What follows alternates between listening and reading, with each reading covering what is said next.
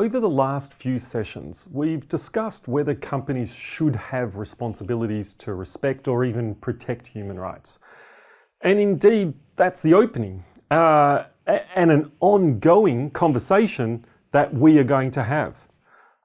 Nevertheless, now we move on from that to discuss the means and methods of achieving greater corporate respect for human rights.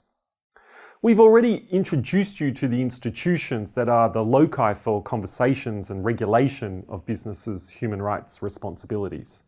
Chief amongst them, the United Nations, the home of human rights and the central institution in the universe of business and human rights too. The UN's Protect, Respect, Remedy framework that John Ruggie authored was referred to. And we also briefly referred in the past to the UN Guiding Principles on Business and Human Rights that operationalizes that framework. These UN Guiding Principles have become the touchstone for any effort or analysis of businesses' human rights obligations. A key part of our agenda is unpacking the UN Guiding Principles. These guiding principles are the guidelines provided to achieve greater corporate respect for human rights. Some of the means and methods of doing so are laid out in the UN Guiding Principles, and we will discuss those. These guiding principles are designed to demonstrate to a company how they can respect human rights. We will examine them, critique them, and understand what they say and don't say about how a business should respect human rights.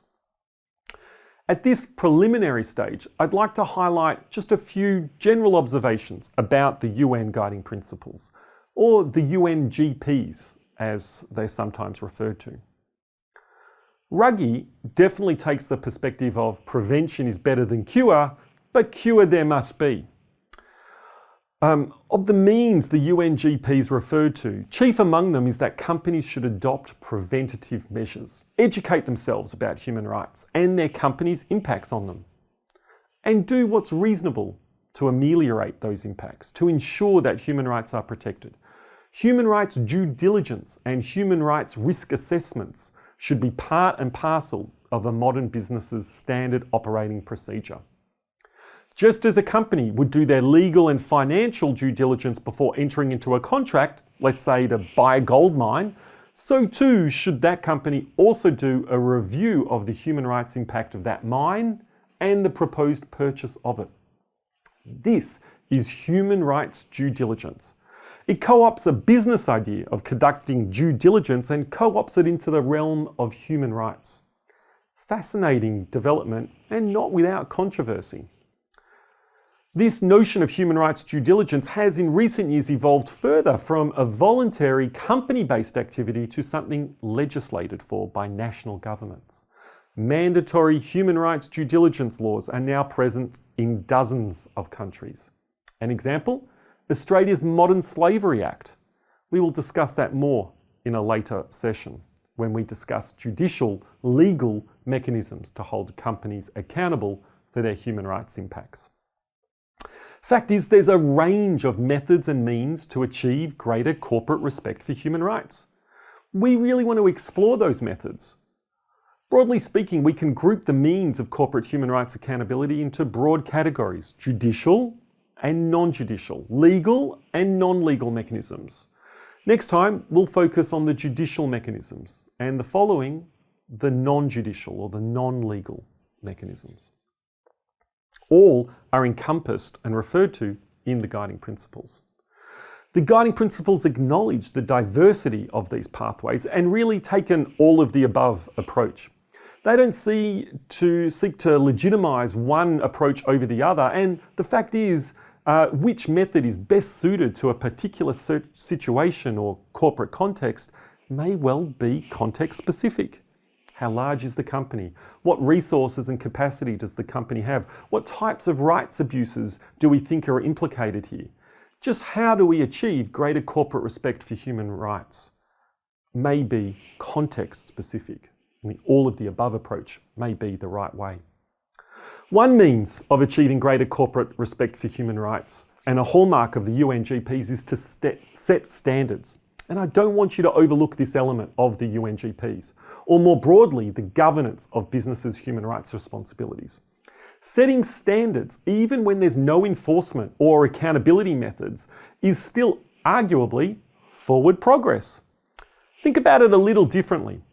How would companies know what they should and should not do if they're not spelled out somewhere? Of course, one of the issues that many human rights advocates highlight with the UNGPs is that companies must only respect human rights. What's in a word? Well, a whole lot. Lawyers know that choice of words can be very, very important and really define the level of responsibility. Think about a parent asking their child to take out the rubbish. The rubbish bin is full. You can take out the rubbish. The rubbish bin is full. You should take out the rubbish. The rubbish bin is full. You must take out the rubbish. Can, should, must.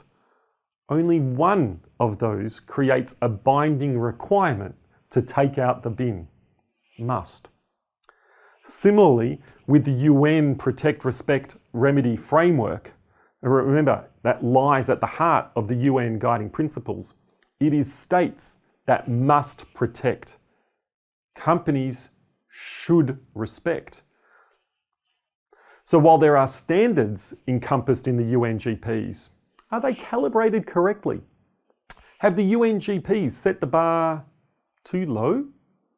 That is one criticism of the UNGPs heard amongst some scholars and civil society organisations, that the UNGPs froze the conversation of a company's human rights legal responsibilities, froze it, stalled it at a low level. Maybe the UNGPs were not ambitious enough.